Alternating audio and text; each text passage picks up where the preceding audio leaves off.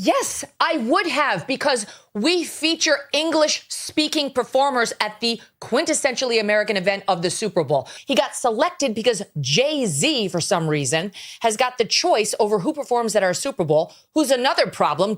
Even get me started. Okay, what is the national language, officially the national language of the United States of America?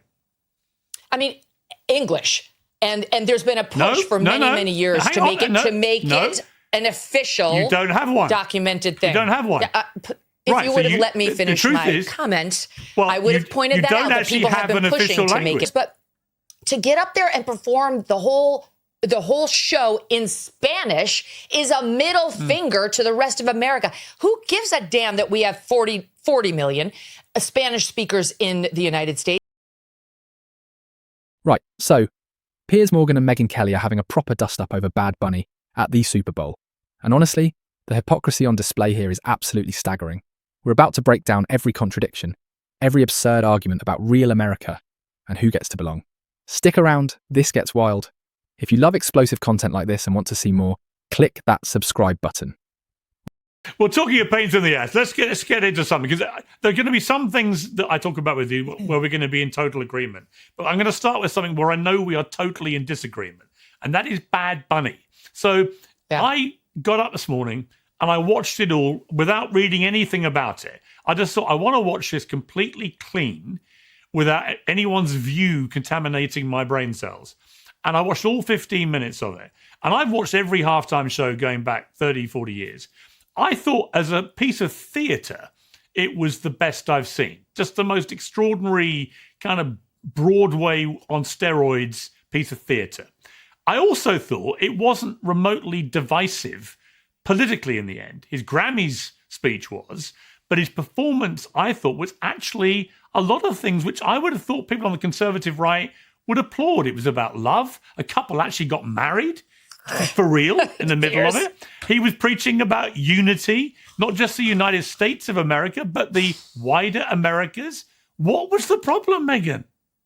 A certain male gesture is coming to mind, but I'm not sure I can do it on this show. No, it wasn't about what he was actually going to do during the middle of the Super Bowl performance. It's about him. It's about him being chosen as the Super Bowl performer, somebody who's been an outspoken critic, of course, of the Trump administration and of America and our anti-immigrant policies. This is long before the current controversy over ICE.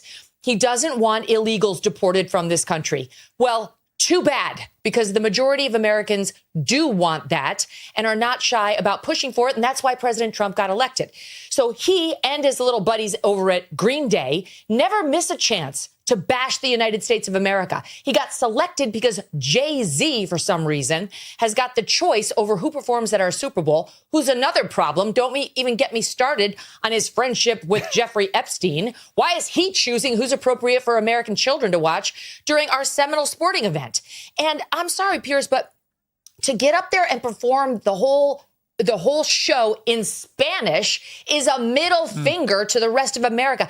Who gives a damn that we have 40 million Spanish speakers in the United States? We have 310 million who don't speak a lick of Spanish. This is supposed to be a unifying event for the country, not for the Latinos, not for one small group, but for the country. We don't need a black national anthem. We don't need a Spanish-speaking, non-English performer, and we don't need an ICE or America hater featured as our primetime entertainment. Okay, what is the national language, officially the national language of the United States of America? I mean, English. And there's been a push for many years to make it an official, you don't have one. Documented thing. You don't have one. If you would have let me finish my comment, I would have pointed that out, that people have been pushing to make it official. Okay, right, so you're trying to make official. This attitude that you have right here is why you in Great Britain have lost your culture. You ceded your culture to a bunch of radical Muslims who came in and took over, and now it's gone. We're not allowing that here. Whether it's Hispanic, whether it's Muslim, it's not happening in the United States of America. That's why President Trump was elected. And whether it's Bad Bunny, who is American but refuses to speak English in his performances, or anybody else, we have to keep the Super Bowl, which is a quintessential American event, Football, that kind of football, is ours. They call it American football. And the halftime show and everything around it needs to stay quintessentially American. Not Spanish, not Muslim, not anything other than good old-fashioned American apple pie. There should be a meatloaf, maybe some fried chicken, and an English-speaking performer. That's what the Super Bowl should be. Okay, two things. One, you've conceded you don't have a national language in the United States officially. And secondly, the language you do want to be your official language is my language. The language of the country you think has gone to pot. So my obvious follow-up is, Megyn, why do you want English as your national language if you think England has gone to hell in a handcart? Right. So actually, hold on. Let me get into this properly, because this is where it gets absolutely mental. Megyn Kelly, right?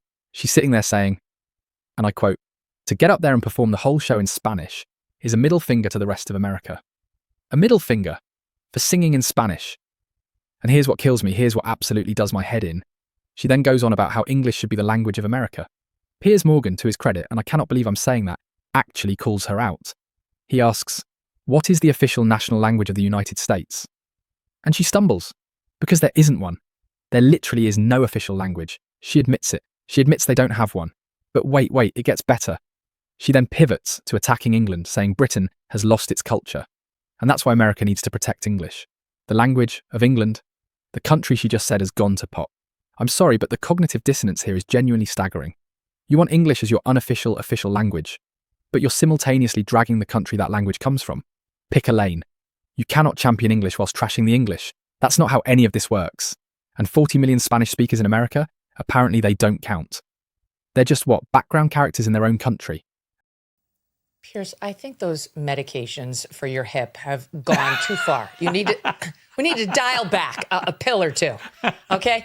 We want something that we can all understand. I don't think Bad Bunny used his appearance to bash America, but I can't be sure because I didn't see any subcaptions on his Spanish language performance. But what about Pavarotti? They chose two America haters. What about Pavarotti, who Donald Trump in 2016 in particular would use at every campaign rally? He's used it at the RNC, right, as a triumphant, tub-thumping anthem. Well, no, hang on. Not only Pavarotti. I've been at lots of Trump rallies. Pavarotti gets a song, maybe but two. He sings, but when he sings Nessun Dorma in Italian, I don't see you leaping up and down going, I can't understand a word of it. You're probably singing along. I don't remember him being the Super Bowl halftime show, was he? Well, would you have minded if he was? Yes, I would have, because we feature English-speaking performers at the quintessentially American event of the Super Bowl. We do Michael Jackson. We do Whitney Houston. We do great bands that love America, like American rap. That's a different situation. This guy who can't stand the country comes out and starts speaking in Spanish, and I'm sure the people in South Florida really enjoyed it. The people in an American territory, Puerto Rico, really enjoyed it. But the people in the heartland had no idea what the hell was happening. This is a guy who loves to parade around in a dress, who again hangs out with Jay-Z and his Epstein-loving pals, who gets up there when he's not bashing America with his pals at Green Day, who are from the far left People's Republic of California, who have never missed a chance to rip on Trump, MAGA, half the country, or ICE, and that's something they share with Bad Bunny. That's not representative of what the heartland wants to see. And the heartland always gets the middle finger from people like Jay-Z, like Roger Goodell, who should know better, but he's a panderer who runs the NFL. And actually, wait, hold on. Let me back up because I'm getting ahead of myself here. We're talking about Bad Bunny, like he's some foreign invader who parachuted into the Super Bowl uninvited. Let's actually talk about who this man is, shall we? Son of a truck driver and a teacher.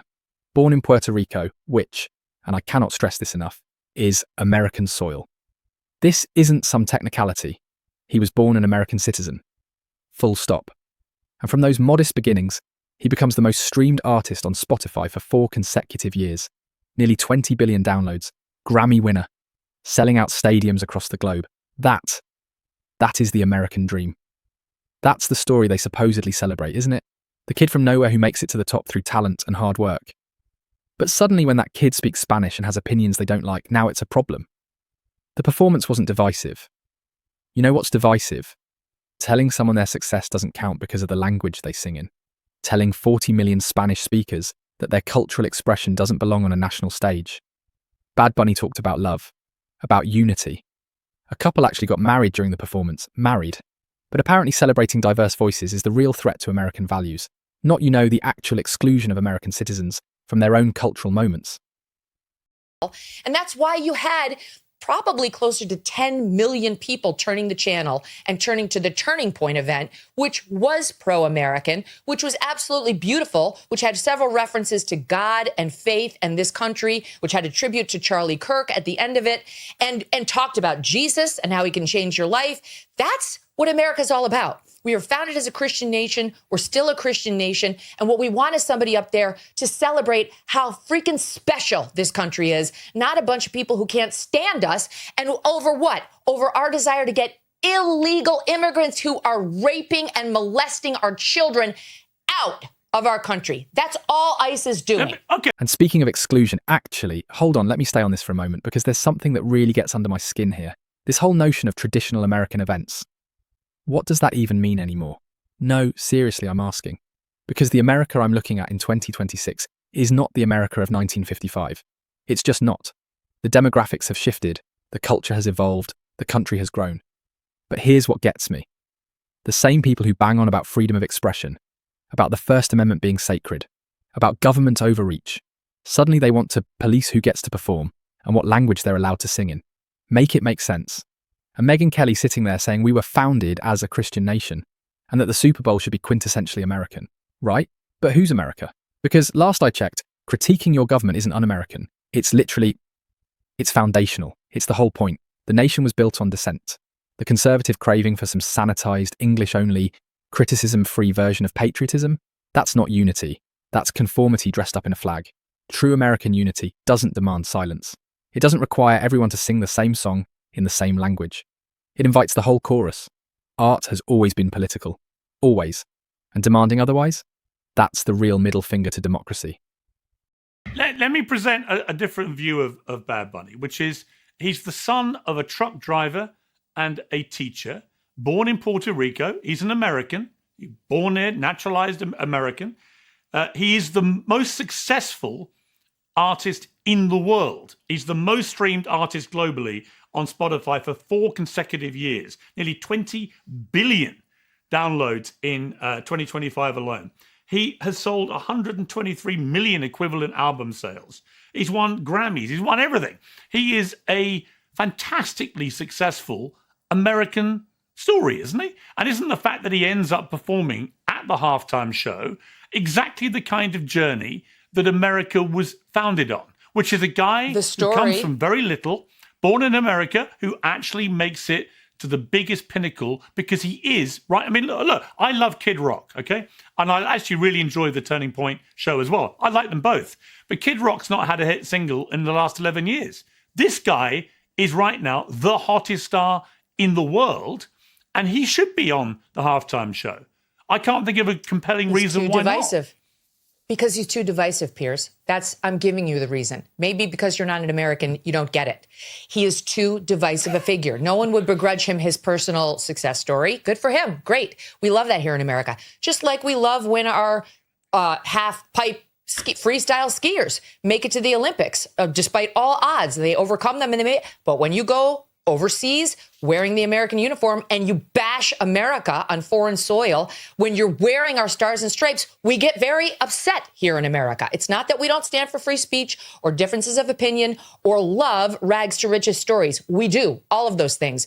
But there are certain things that we expect of the people who are representing us when they're overseas as Olympic athletes or when they're in the middle of the Super Bowl, which is our event. That is a heartland event that gets usually man, but lots of women too, on their feet, feeling patriotic year after year. It's one of the reasons why we love it. And the last thing we want is someone who's a harsh partisan who we know can't stand the country. And you're wrong. He wasn't totally patriotic at that event. He ended it by saying, God bless America, and then listed all the countries in all of the Americas, which is not how we here in the United States view the USA. We actually do believe in American exceptionalism, and we believe we actually do have a higher claim to morality than some of the countries he was listing, like Mexico.